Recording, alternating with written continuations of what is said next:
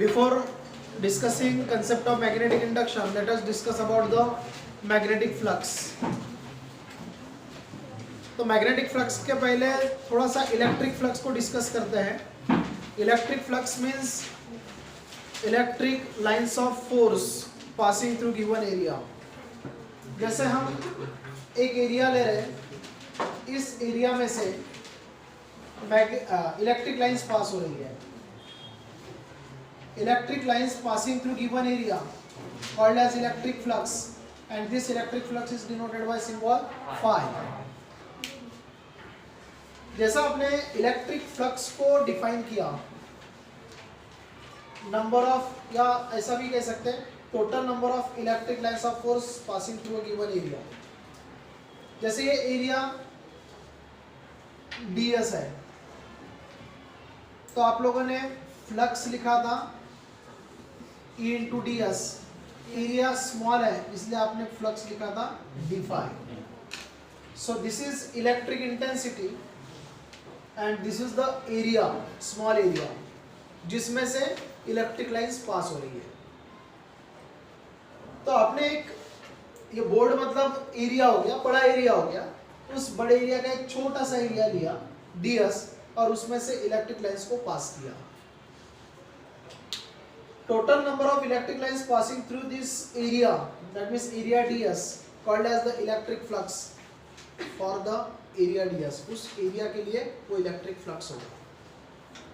तो electric flux को denote किया जा रहा है डी फाई से, and this is equal to E into D S. D S मतलब ये एरिया हुआ, इसमें से पास हो रहा है इलेक्ट्रिक फील्ड. इलेक्ट्रिक फील्ड को फाइंड आउट किया जाता है इलेक्ट्रिक इंटेंसिटी से, तो यहाँ पर हमने मल्टीप्लाई किया ई. जैसा इलेक्ट्रिक फ्लक्स के कंसेप्ट को डिफाइन किया जाता है, एक्सप्लेन किया जाता है, उसी प्रकार से मैग्नेटिक फ्लक्स के कंसेप्ट को डिफाइन किया जाता है, उसको एक्सप्लेन किया जाता है. आपने यहाँ पर कहा total number of electric lines of force passing through given area. हम यहाँ पर लिखते हैं total number of magnetic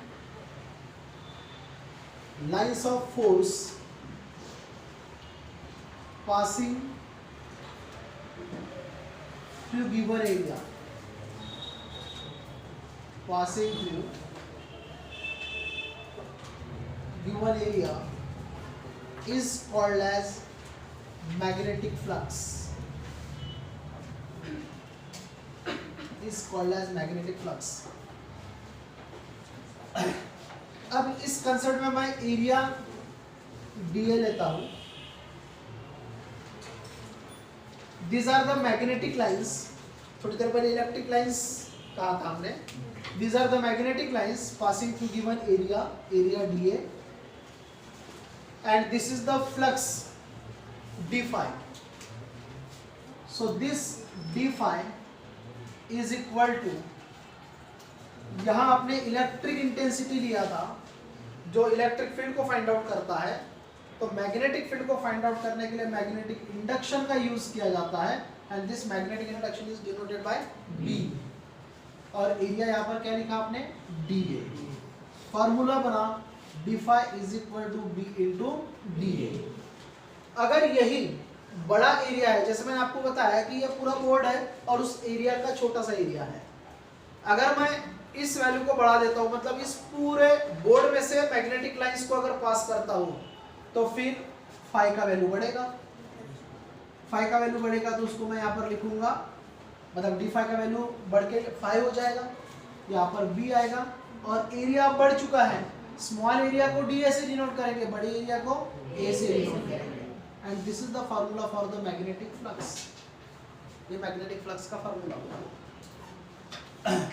unit of magnetic flux is weber. Unit of magnetic flux is Weber. Symbolically, it is represented as capital W, small v. तो ये हुआ आपका magnetic flux. Now this formula can be written as B is equal to phi upon A. Then this is the formula for magnetic induction. ये magnetic induction के लिए formula बन गया. ये फार्मूला किसके लिए बना था? Magnetic flux. ये फार्मूला किसके लिए बना? Magnetic induction. With the help of this formula, that means B is equal to phi upon A. Phi क्या हुआ? मैग्नेटिक फ्लक्स हुआ। A मतलब क्या हुआ? Area. Magnetic flux per unit area. क्या कहेंगे उसको? Magnetic flux per unit area. So magnetic flux per unit area is called as magnetic induction. Is called as magnetic induction. ठीक है? और we can define magnetic flux मतलब total number of magnetic lines of force passing through given area. So we can define total number of magnetic lines of force per unit area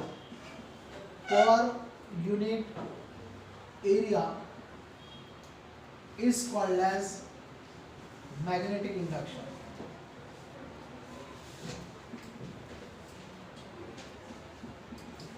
Is called as magnetic induction. Now formula is phi upon A. Formula यहाँ पर phi upon A है.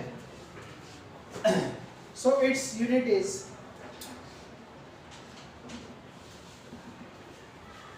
phi unit है इसका weber, area unit है metre square, तो unit बन जाएगा weber per metre square.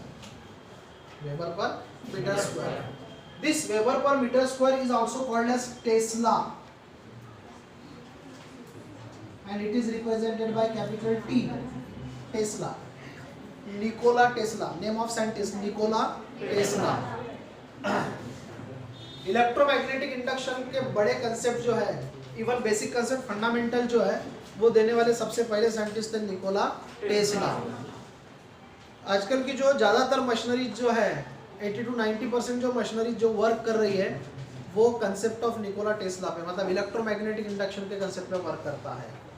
कोई भी आप व्हीकल ले लो, वो व्हीकल इलेक्ट्रोमैग्नेटिक इंडक्शन के कंसेप्ट पे वर्क करता है, जो इलेक्ट्रोमैग्नेटिक इंडक्शन का कंसेप्ट साइंटिस्ट निकोला टेस्ला ने दिया था। अभी एक कार लॉन्च हो रही है, इलेक्ट्रिक कार, जिसका नाम टेस्ला ही है। जिसका नाम क्या है? टेस्ला ही नाम है। तो वो साइंटिस्ट के नाम से ही उस कार को नाम दिया गया है टेस्ला। क्योंकि ये जो कंसेप्ट है, जो बेसिक कंसेप्ट, इसका जो एडवांस कंसेप्ट जो है वो साइंटिस्ट निकोला टेस्ला ने दिया था। देन आफ्टर बाकी साइंटिस्ट लोगों ने उसके ऊपर वर्क किया था, लेकिन सबसे पहले वो निकोला टेस्ला ही थे। लोअर स्टैंडर्ड में हम लोग निकोला टेस्ला के बारे में ज़्यादा पढ़ते नहीं है, लेकिन हायर स्टैंडर्ड में आप लोगों को निकोला टेस्ला जो है वो बहुत ज़्यादा पढ़ने को मिलेगा। तभी हम लोग न्यूटन फैराडे तक सीमित है, ठीक है। आगे फिर आप न्यूटन को भी पढ़ोगे, फैराडे को भी पढ़ोगे, लेकिन टेस्ला को भी पढ़ोगे, तब आपको पता चलेगा कि टेस्ला कितने बड़े साइंटिस्ट हैं। अभी फिलहाल आपको पता है कि टेस्ला कौन है, आधे से ज़्यादा लोगों को नहीं पता रहता कि टेस्ला कौन है, लेकिन बहुत बड़े साइंटिस्ट है वो। तो ये टेस्ला यूनिट होगा। It is in MKS system, या फिर ऐसे सिस्टम की बात कर सकते हैं हम लोग, एमके सिस्टम में है। एंड गॉस, साइंटिस्ट गॉस, ये सीजीएस यूनिट है। MKS unit of magnetic induction is tesla and CGS unit of magnetic induction is Gauss. That means definitely there is relation between Tesla and Gauss. जैसे joule और अर्ज में होता है, Newton और dine में होता है, उसी प्रकार से टेस्ला और गॉस में है। ऑब्वियसली टेस्ला एमकेएस यूनिट है तो बड़ा यूनिट है, और गॉस जो है वो छोटा यूनिट है। 1 tesla is equal to 10⁴ gauss, और गॉस के लिए यहाँ पर सिंबल यूज किया जाता है capital G। So 1 tesla is equal to 10⁴ gauss. Any doubt?